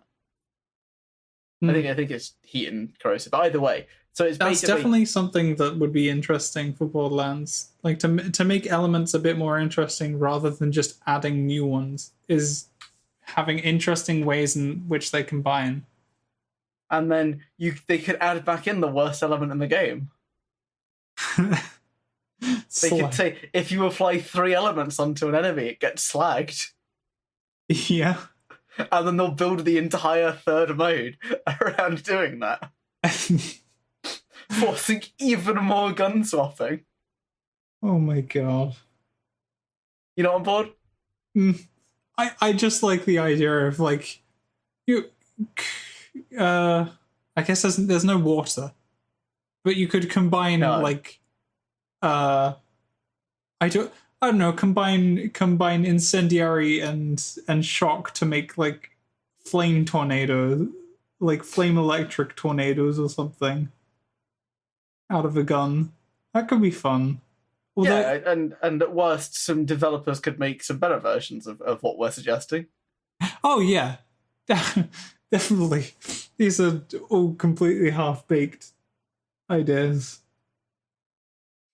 Well, like you just, I'm sure it could be done well. I feel like they probably thought about it and decided it will either be worthless or be too powerful, because that's the only two states that these kind of things live in. Yeah. Like, if you actually look at elemental weapons, they're basically mandatory for the end game. Yeah. So now guns without elements, like Jacob's guns, aren't very good. The best one would obviously be the Lucky 7, which provides guaranteed crits and fires 7 shots. And has a flame variant. I hate the Lucky 7 and I love it. I think it's the perfect gun. I wish you rolled more things more often, though. I think it's like 90% of the time it's completely useless. And then for 3 seconds, it like kills 3 enemies for me. Well, no, the thing with it, though, is it's the perfect kind of gun, because first of all, it's from a gambling DLC. So, it's the gambler's gun. It has 5 slots. It's a slot machine. It fits. And the slots don't have to all go off, which means you do get some kind of reward, although one of the slots is a downgrade. Is it? Yeah, if you get the flame one, it does less damage. Oh, okay. Because, like, 90% of enemies don't get hurt by flames. Yeah. So now your incendiary gun isn't very good. That's a good point. I just... But, like, everything else is great. So often I get, like, 1 or nothing. No, I think 1 is good, though. Because 1 is, like, it's a consistent effect. The effect is inconsistent. But roughly, you'll get between 1 and 2 rolls on the gun. I think most of the time it's none or 1 for me. Okay, well, we've had different experiences with the gun, because you've seen me walk into Gravewood, roll it 3 times, and kill him. Yeah, I wish it was like a bit higher powered, like meaning that you just roll more often. It's so useless without like. I mean, basically, I just want the 7 to roll like more often, because that's. I think it's too powerful if the 7 rolls consistently. Yeah, you're that's true. It's a 7 times damage multiplier. But it's on a gun that's already okay. It's not though. It's good enough for like the base game. Okay, probably for base game it's probably fine, but because it has high crit damage, a Jacob's gun. So on flak, you just sort of boom, boom, boom. I'm sorry, I couldn't hear you over the sound of your weeping. I guess it's probably more powerful on flak, but yeah, but Amara's an elemental character. She's never going to be great with crit guns. It's true. It's still like her main skill. I feel like it should be like it's still meant to be a legendary gun. It's still meant to be decent. But it is still decent. It's a perfectly fine gun. It does about as much as any other Jacob's gun. It's just its legendary effect is random, as opposed to the Amazing Grace, which is a consistent damage dealer. Yeah, I guess. Which I also really like that, as like a lot of the legendary effects are very fun. Like the laser sploder, just fun. Yeah. And the Amazing Grace is interesting because it rewards accuracy. I think I like all this stuff compared to like what Borderlands 2 did, but it was like, here's the B shield. If you haven't taken damage, instantly kill. If you have taken damage, 0. Yeah.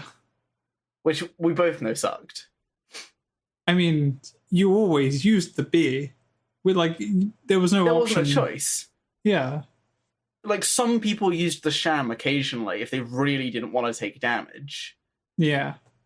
But even then, most of the bosses actually didn't shoot bullets at you. Yeah. They just set you on fire and said, well, have at it. What are you going to do? At that point, you use the B because at least you get like half a second of hyper damage. Yeah. And then you take Salvador because, Jesus, that guy was broken. Oh my god. That's true. 10 out of 10 would recommend Salvador. Yeah. I haven't actually played him much, but he's That's a lie. He's at level 62. Oh, is mine 62? Yeah, that's like 3 days of playtime. Oh, okay, but compared to like my siren, I just okay, but that's because that's level 80 and OP 10. Yeah. Right, that's like the most endgame character you can have. Okay, that's true. Relatively though, I haven't played it much. I really want to go back and play Borderlands 2, but I want to finish up Borderlands 3 first. Yeah. But I just don't have much desire to play Borderlands 3 at the moment.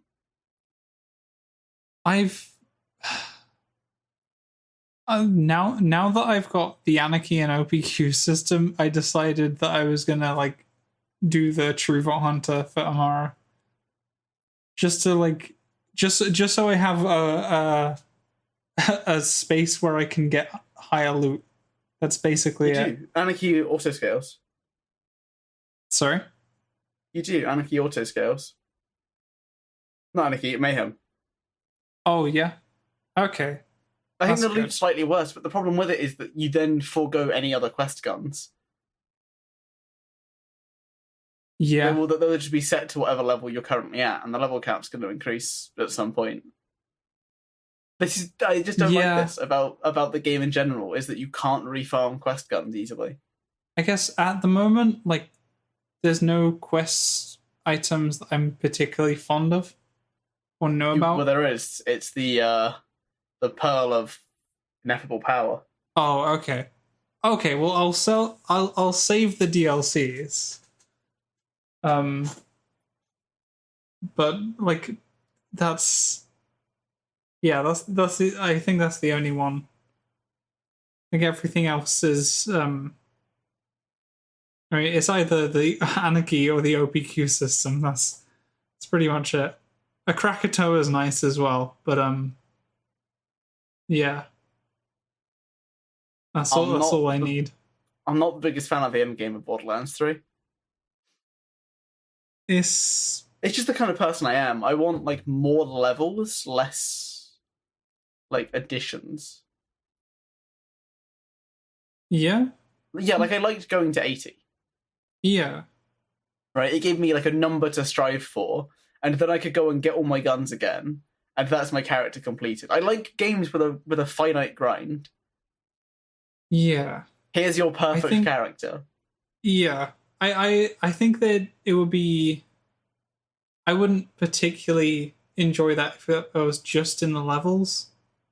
I think if you were able to do the thing, like, with a gun wall, like, that would be a nice end game. Like, you get to get all the guns. And it would be pretty fitting as well. The game with a bajillion guns. How about you let us show them off? That would be nice. I can't imagine why they're not doing it. Someone must have had this idea of like, guys. The bank is dumb. Like, let's not keep increasing the bank size. Let's just let people convert legendary guns that they don't have a use for into something other than money. I'm getting onto this topic again. We've already had the session 8 times. I just really want the gun wall. I know. Like, you know how games have like, well, like some older games, they have like a museum room Easter egg. They don't do it anymore, but yeah, they do sometimes. Yeah. Like, just have a museum room in Borderlands 3 where you just get to show off all of your weapons that you've collected over the course of playing the game. Just like, I think it would be, you know, just let it go a bit more broken in the end game. Like, I disagree with the more broken argument. We've still got 2 DLCs to go. That's okay. Okay, but I'm more for, I guess like a little more of like a toggle between like just like having it more balanced and this more broken thing, because I the mayhem stuff is fun, but I think I would still enjoy some more wacky modifiers. I think. Yeah, I mean, Big Head Mode in the Forest Lava is pretty good as it goes. Forest Lava is just more annoying, I found. It's interesting at points, get but its effect to go off. We were talking about you want more wacky effects. Yeah, like, why not just have like, enemies have like a 10% chance to like launch fireworks when they die. It affects both like you and all other enemies. I think the problem with that is it doesn't add difficulty. No, but that's fine. I don't want more difficulty. I just want things to be a bit more fun. Fireworks isn't fun after all. I'll give you an example of this. We'll look at grunt headshots from Halo. Like, that's hilarious for the first 10 minutes. And then it sort of just goes away. Yeah, I guess. Head mode. You just sort of zone out of it. Like, I love Grunt Birthday Party. I actually, like, when we do the playlists for Halo, and if I'm not able to have that on, it feels wrong. Because I like the feedback of boom, headshot, yay! Right? It's a good feeling. Yeah. It's nice, but it doesn't add to the wackiness. It just adds a feedback. Like, if it made a ding sound, I'd be just as happy. Yeah. So I think wacky effects will never work unless there's, like, hundreds of them. And that's just so much effort for basically no payoff. That's true.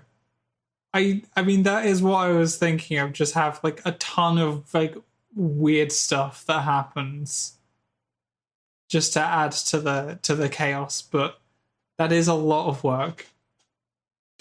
Like, it would make more sense if it was just, like, 10% of the enemies are, like, raging Goliaths. You know what? This is the game now. Everyone is attacking everyone. I miss the raging Goliaths a lot, actually. That was... They're too weak. That's my problem with them. They're so weak. Like, I was in the cartel, and there's the Goliaths there, right? You knock their heads off, you let them go. It is because we're using minutes. an They couldn't kill each though. other. they just don't do damage to each other, and it's like, well, what's the point? I can never get a Goliath to spawn. Yeah. Really that's weird. That's something that they just run at each other. That felt like a sizable mechanic in Borderlands 2 was like the enemies evolving, like, and going to harder versions. At least that happened with the VAR kids. The VAR kids and Goliath, I think. And the golems. The what? The golems are reskinned Goliaths. Like, let's not kid ourselves. I don't even remember golems. They're from the Tiny Tina's DLC. They have the big hole in the middle of their stomach. I guess that's why I don't remember them. And then if you break the golden glow, it unchains them and they just go ballistic. Oh, okay. And they just level up a huge amount. Yeah. I think that that stuff was fun. And that's really just not present at all in Borderlands 3. Yeah, there aren't many fun enemies. There are lots of sort of hypothetically this could be fun, but the end game doesn't have the thing for it. Yeah. I think there's quite a few small hard enemies in this game as well. I feel like there's the it's similar size to Gigamind. Are they the Nox? Yeah, the Nox. Yeah, because they're really tanky. I really like the idea behind the Nox. I get annoyed with them in the Maliwan, the arena thing, the arena combat. Oh yeah, that whole arena sucks. I don't know if you've done the whole thing. I've finished it. Well, I got up to where there's I don't know what actually happened with mine, because I was thinking it broke, because I got to the end and then the big mech thing spawns behind, and the mission was done. I had I got the request reward, but it was just there. And I could just walk back into the room and it was still there, and I was able to fight it. Did you fight the second one? No. Because I didn't realize the second one appeared until I was killed by it. So I just never did it again. They're both there at the same time. They weren't for me. Oh, they're meant to spawn at the same time. But for me, one of them spawned. I fought it for about half an hour, because it just I found a spot where it couldn't really hit me, and I could hit it. So that's what led to my downfall, of not realizing the other one spawned and it just killing me instantly. Yeah, that's the big problem with that fight, is that you have to kill one of them to get safe from the second one. Yeah. So you sort of rush one down. And then I couldn't do it again, because I died, so I lost. So it just reset the area. I only reset it back one checkpoint though. When what? Yeah, it sets you back from 5 to 4, so you'll have to just redo the last one you did. No, I'd finished that. You just start up again. I'd finished that though. Oh, right. Because they weren't included in the actual rounds. They're meant to be. Did that break for me then? Yeah, that broke. They're meant to be included in the final round. Oh. It just ended for me, and one of them was left. Or one of them had spawned. Okay, so I need to do that again then, because that just broke. Remember 3 weeks ago we were going to talk about the acceptable kinds of grind? Yeah. We kind of did it, but didn't quite. I want to talk about the unacceptable kind of grind. Yeah. Yep. So, there was an update to a Minecraft server called Hypixel, very famous. Underground, though, it only has 80,000 players at any given time. 80,000 players at any given time? Yeah. 80,000? Yeah, its cap is 90,000, and I've never seen it drop below 80. Oh my god. Because it has, it's really big and really expansive. If you enjoy the kind of stuff it produces, it's, the best server in existence. I've definitely heard of it before. right? So it was big. It had like 2,000 players on it when I was 13. It's now like 80,000. It's big. Jesus. So there was an update to one of the modes called Hypixel Skyblock. Mm-hmm. Hypixel Skyblock is one of the best ideas I've ever heard of in one of the worst executions I've ever seen. Okay. How so? Hypixel Skyblock uses, I think it uses MCMMO, or it could have just written its own plugin, which basically means that you have different stats. You've got foraging, farming, combat, brewing, rune crafting, tame. You've got basically a bunch of stuff. Yeah. And the more you do them, the more XP you get, the better you are at doing them. It's a cycle. And you can make minions, and these minions will do things for you, so you'll be able to, like, it will farm for you, it will cut trees for you, it will kill mobs for you, make cobblestone, all of this stuff. So are these, like, is this, like, actual mods, or is this more, like... It's plugins. Oh, okay. I think they're using, like... So, the inventory for the minions is a chest, so I assume that they just have, like, a bunch of Kaban blocks running through chests. Yeah.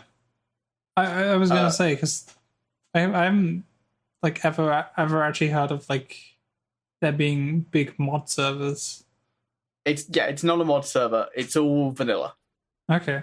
Vanilla and plugins. So you can run it on the base client. Is more the point. And on principle, I love this idea. Yeah. Of like, you make your base so that it generates resources for you, and then you keep expanding your base and making it better. It's what I loved about Agrarian Skies. Yeah. Right? And like, if there's one thing you know about me, Josh, is that I've played Agrarian Skies like 5 times. I love it. Yeah. And even in like a playthrough, I'm doing a different mod pack. We're living in the sky and using a civ system, and you know, I really like my sky bases. Yeah. And my underground bases. I just don't like living on the surface. Is that because you feel obliged to make like a nice looking building, but it's just too much work? Well, no, it's because like it's way cooler to have like a secret base or a sky base. Yeah. You know? But like, so I've done like in All the Mods 3, we built a big castle. Yeah. That we put all us, and it was, I mean, you saw it. Yeah. I'm basically doing that in the sky. That's the plan. That does sound cooler. Right? It's way cooler. It takes a bit more effort. It gives us more building freedom. We don't have to, like, excavate or anything. But we use our underground space. But it doesn't matter. I really like my skyblocks with sort of idly elements. Yeah. The problem with it more or less comes down to the fact that it's either pure idle or pure active, and any compromise will suck. Really? Yeah. So let's suppose you're me with very little free time. Okay. But you wanted to play Hypixel Skyblock because you wanted to test it out. Yeah. You have an island, you start expanding your island, everything's going well. The tutorial's kind of not very good, but it's good enough that I was able to get the grips of it. Yeah. So I went and grabbed a bunch of wheat from the. There's a big portal that lets you go to a big farm area where you can farm very rapidly growing crops. Okay. This is the big problem. It's more efficient to play actively. Oh. But it's more efficient by like a factor of 10. So really much more efficient. I was able to get like 6 stacks a week in about 5 minutes, whereas it would take my like idle one 3 hours to get 2 stacks. Wow. And it's not like the crops didn't grow back quickly. I could wait 5 minutes again and do it the whole thing over. That's because it's meant to accommodate thousands of people wanting to do this.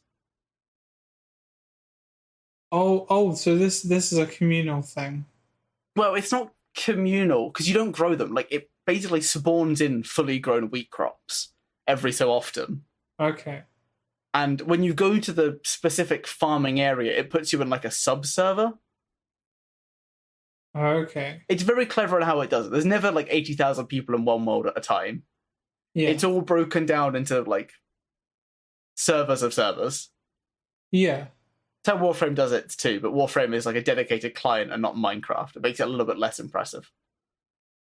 Yeah. So what ends up happening is you go, well, I can generate way more wood and wheat by doing this myself. Same thing with cobble. Same thing with iron. So, well, maybe the idle ones are there so that you can create automated systems. But you have no reason to create automated systems because it's Minecraft. So you can do it all yourself faster because you've got all the resources because you can get them in 5 minutes. Yeah. So then I was a little bit perplexed.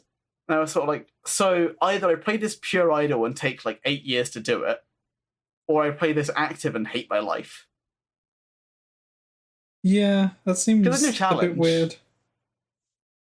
Like, so the mobs are leveled, so they have like 400 health at a certain point.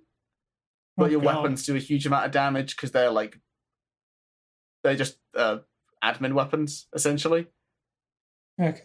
Yeah. And I love the idea of it, but I hate the way it's done. It's the only way I can say it. Yeah, I kind of get that. It does seem like having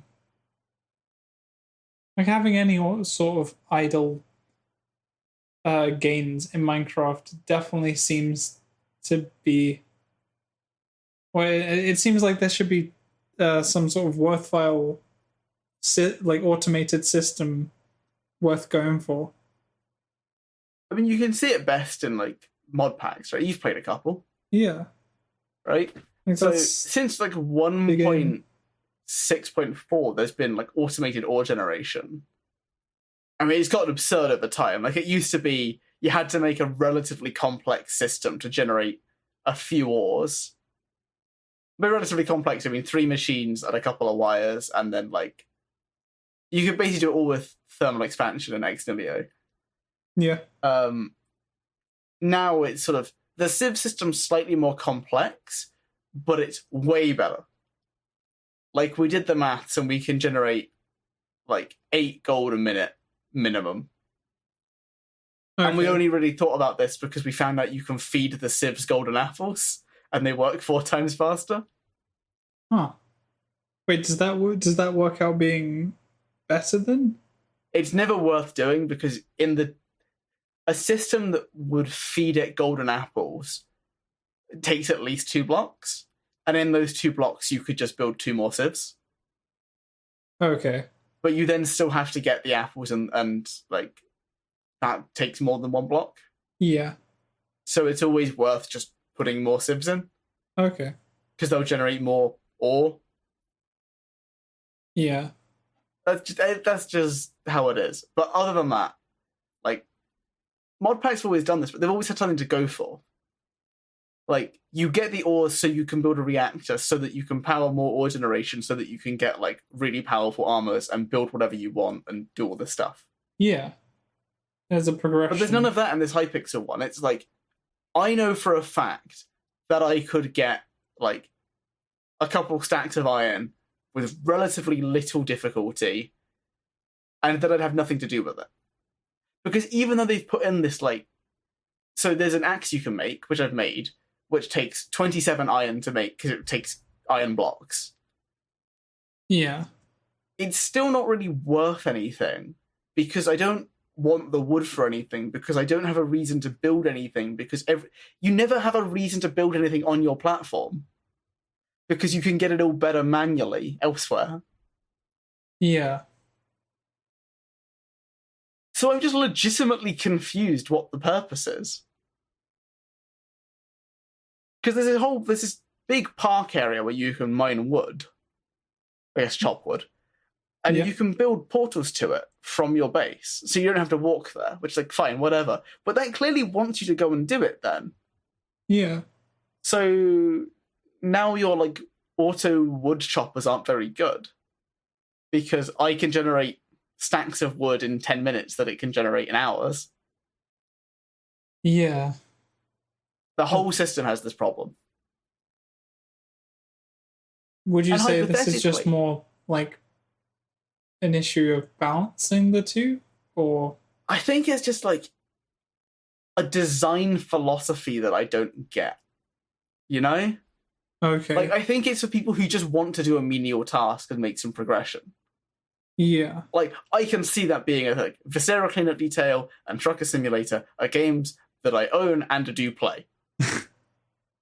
Right? I don't play Trucking Simulator too much because I don't find driving that interesting, but I got it for like £2, so I wasn't like...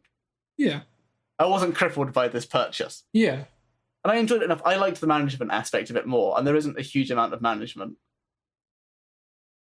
Because it's mostly driving a truck. Yeah. But that doesn't matter, Josh. What matters is I don't know what I'm meant to do. I don't know what the goal is. It's just sort of grind for the grind's sake. Yeah. That seems... I mean, that does seem like a thing that a lot of people would be interested in, but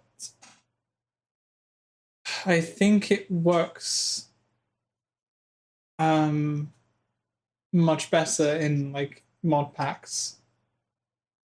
Like, well, mod packs you have a goal. I guess, but it still does end up being like what do you do once you have the armor? You just know that I think that's a valid concern. Like Joanna, who I play most mod packs with, once they have like the powerful armor, they get pretty bored because what they want to do is like basically get the powerful thing. That's their big motivation. Yeah. Whereas I'm much more of a collector. Yeah. So I'm more willing to make systems that will do things for me. Like I love forestry and like magic bees because I can then collect a bunch of bees and then improve them so they generate a resource that I don't want, but just so that I can have the bees. Yeah, you just have this abundance. Right? I'm like a dragon, but like, for meaningless things. It's why I collect Pokemon. I don't care about any of them. No. Like, I have an emotional attachment to like 20 Pokemon currently. Yeah. And like, one of them is a Crobat, so... But apparently my opinion is invalid, according to many people I speak to. What, that Crobat is the best? I think Crobat's great, and they're all like, nah, Crobat's lame. He looks so stupid. No, that's Golbat. He doesn't. I don't think he's the best, though. Many mistakes have been made in the production of this podcast. And that's your biggest. That's my biggest mistake, is not liking Crobat. Or not even not liking him, just not thinking he's the best. Yep. Who is the best then, Josh? I don't. Exactly. It must be Crobat. If you have no other answer, it must be Crobat.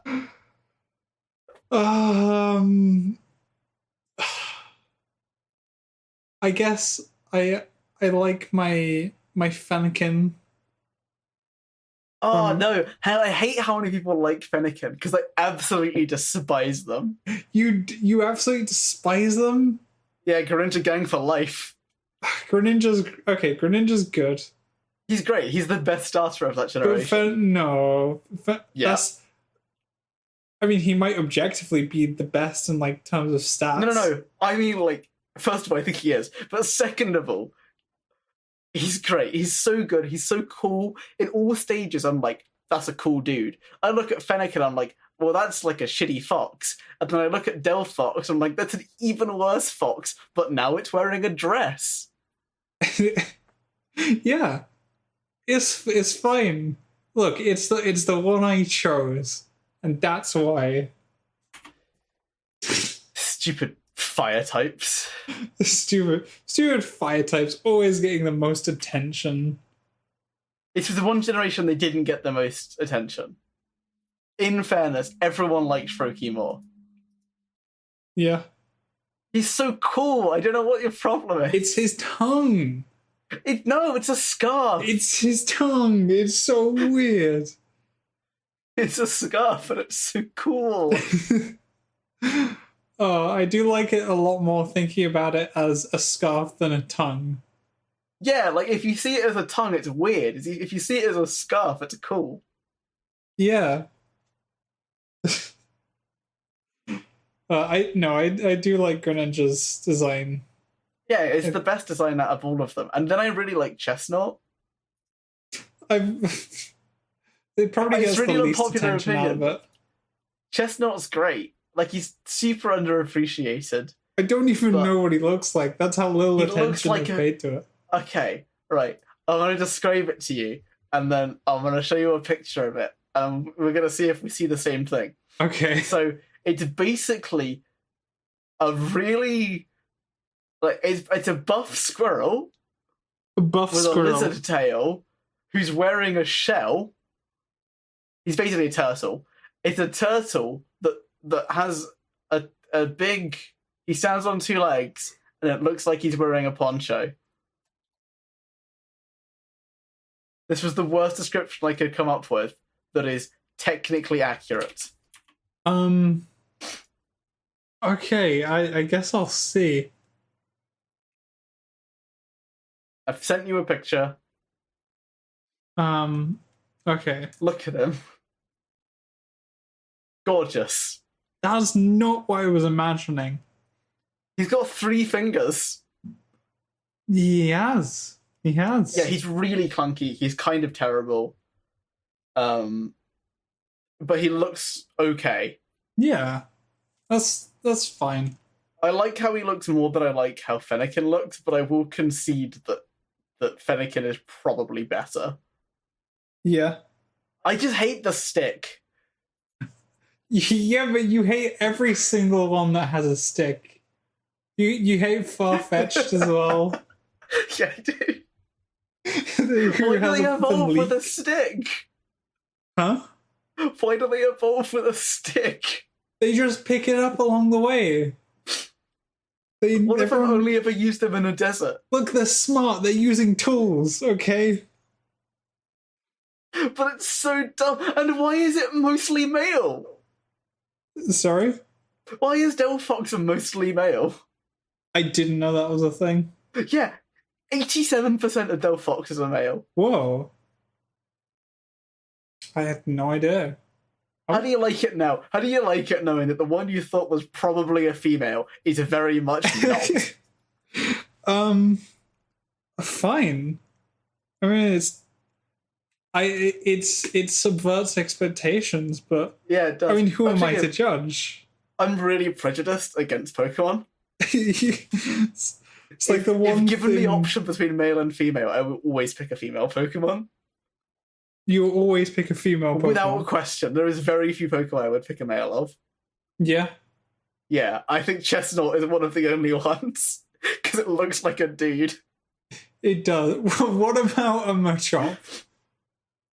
Alright, I have a female Machop. It disturbs me. Is it actually a female Machop? Yeah. I didn't think I actually think it's a female Machamp, but it doesn't matter. A female Machoke. No, yeah, I meant Machoke. Machop I can accept as female. Machoke and Machamp, if they're female, it's weird. It is. And I think they have a 50-50. Oh yeah, okay. My Delphox is male. Yeah, of course it is. I've just checked and whoa. Machamps are more likely to be female, by the way. Sorry? Machamps are more likely to be female. What? Twice as likely. Twice as likely, wow. Yeah, it's 75 to 25. That's funny. I had no idea. But it's like golems, right? You don't imagine a female golem, really? I think part of it is just that, like, I never really, like, because I played like Gen 1 first, and they never had genders. No genders, yeah. So I was just like, okay, it's just like whatever. They like this one looks slightly more masculine, or this one looks slightly more feminine. So like that's just what it's stuck as in my head. So and that's what it's stuck as now. It doesn't really matter. Okay. Let me ask you a question. Yeah. Jinx. What if I told you there was a male Jinx? I don't know why, but I'm more accepting of that. Okay, it's completely false. There can only be female Jinx. Okay, I Jinx would be more female. that just doesn't seem as weird for some reason. Jinx is literally a woman in I every know. conceivable way. I know, but somehow just like it's just weird enough. Jinx is so weird looking that I could be like, okay, just sure. Okay, that's you. All right, question: is Jinx black or purple? I mean, I'll always remember it as black because that's like that's how I first saw it. But I remember at the time I was a bit like, why make the change? It's not that bad, right? I'm looking at it now and I'm like, it's actually like, it's probably a good thing they changed it. It's so I mean, yeah, it's not good, but it's really funny.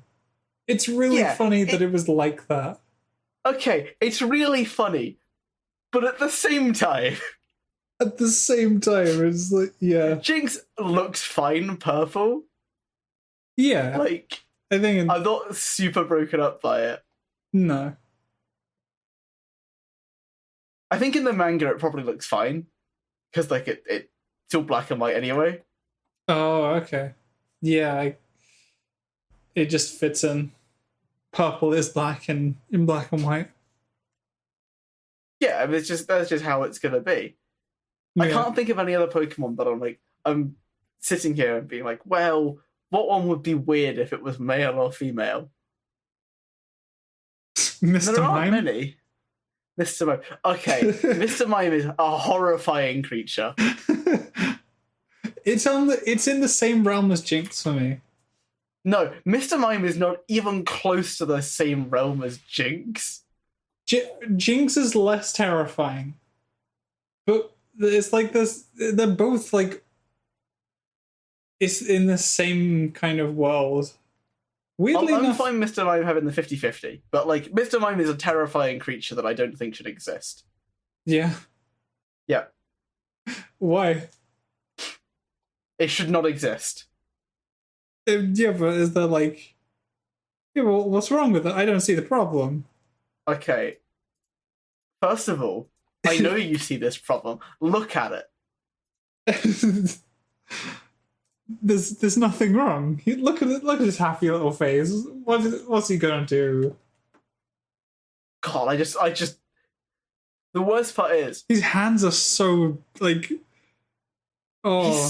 He's so much less disturbing in this form than he is in the Detective Pikachu film. Like, they tried. Yeah. Yeah, in Detective Pikachu, he's a horrifying creature that I despise. Let's have a look. You're looking it up, aren't you? I am.